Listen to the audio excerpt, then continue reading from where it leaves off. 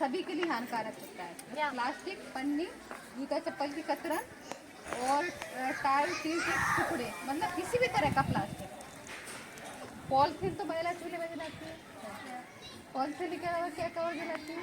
और कुछ नहीं जलाते हैं। पॉलिथीन ही जलाती है ना, तो अब नहीं जलाना पॉलीथीन। हाँ, जो भी प्लास्टिक का सामान, या फिर हाथ सेकने के लिए बहुत से बच्चे जलाते हैं, जूता ही रख लेते हैं। होता है कि नहीं होता है ना? जैसे आग जला ली, लकड़ी कंडे जला ली, उसमें जूता रख लिया, काफी टाइम तक चलता रहेगा हाथ से। आपने देखा है कभी लकड़ी कंडी जलाते तो कैसा धुआं होता है? क्या धुआं कभी नोटिस किया है? लकड़ी कंडी जलाते तो उसका धुआं कैसा होता है? सफेद होता है ना। और प्लास्टिक जलाते तो उसका धुआं कैसा होता है? काला होता है। बदबू किसमें आती है? काले में आती है ना। फिर भी क्यों जलाते हैं? बदबू आती किसी चीज में तो मतलब हानिकारक है। कोई चीज खराब होती है तो उसमें बदबू आती है। जैसे आप घर में कोई सब्जी होती है, सड़ गई, खराब हो गया, कोई कुछ भी ऐसी चीज होती है खाने वाली, तो उसमें अगर बदबू आ रही है किसी चीज तो मतलब खराब ही है। तो प्लास्टिक, कोई भी प्लास्टिक का सामान होता है वो केमिकल का बना होता है ना।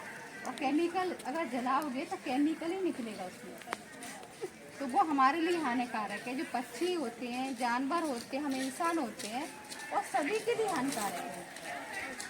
एक के लिए नहीं है, सभी के लिए हानिकारक है। और इससे क्या होता है, जब कोई चीज़ जलाने से जो धुआं फैलता है उससे ग्लोबल वार्मिंग भी होती है, मतलब हमारा जो वातावरण है, हमारा जो पर्यावरण है वो भी खराब होता है।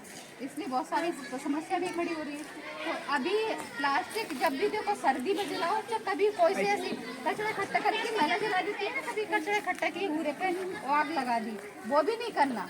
हाथ सेकने के लिए करते वो भी नहीं जलाना, और चूल्हे में जलाते वो भी नहीं करना। मतलब किसी भी तरह का कोई प्लास्टिक नहीं जलाना।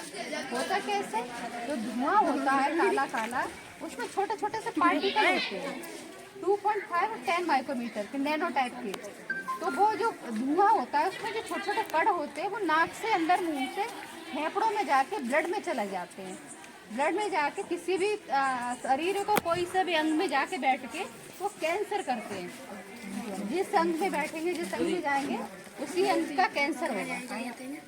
इसमें जो जहरीली गैस होती है बहुत सारी, पढ़े लिखे बच्चे कुछ पढ़ते हैं, जहरीली गैस होती है, कार्बन डाइऑक्साइड गैस होती है, कोई चीज जलाती है। मैडम चूल्हे में पॉलीथीन जलाएंगे तो आँच कैसे कराएंगे? तो आपका मट्टी तेल नहीं आता है ना? मट्टी के तेल नहीं, केरोसिन नहीं मिलता है, सही बात है। तो आपका जो खेतों का जो नरवाई होता है उसको रखो, या फिर जो पेड़ है, जो पेड़ों के पत्ते पेड़ होते हैं ना, पेड़ों के आपके पास गाँव में तो बहुत सारे पेड़ों के पेड़ भी होते हैं, इनके जो पत्ते होते हैं वो सूखे होते हैं, वो रख लोगे आप तो उससे भी आग जल जाएगी। तो अगर देखो, अगर इस चीज़ से अगर बच के रहोगे तो हमें जो समस्या, कैंसर की जो बीमारी, जैसे कैंसर ही नहीं, सांस की बीमारी, अस्थमा, कैंसर, मतलब सभी तरह की बीमारी होती है। जो छोटे बच्चे हैं, जैसे आपने छोटे बच्चे गोदी में बैठा लिया और आप इसमें आप चूल्हे पे खाना बना रहे, तो ये बच्चा अगर सर्दी जुकाम हो रहा है तो उसको दवाई खिलाते हुए ठीक ही नहीं होगा। किसके अंदर वो जाता रहेगा ना धुआं, और इसको सर्दी बुखार है, जुकाम है, तो वो ठीक कहाँ से होगा, नाक उसकी बहती रहेगी, और उसके अंदर केमिकल तो गुस्सा जाता ही रहेगा। तो इससे जो धुआं होता है वो नुकसान, सभी के लिए नुकसान, अपने इंसानों के लिए, पक्षी जानवर वो भी प्रभावित होते हैं। तो ये नहीं जलाना, देखो जलाने से कार्बन गैस निकलती है, नाइट्रोजन ऑक्साइड, इसमें जो कैंसर भी पैदा करता है, वो कैंसर जो हमारी जो बीमारी है जो हम लोगों को हो रही है आजकल, वो जो गैसों की, इन्हीं की वजह से हो रही है।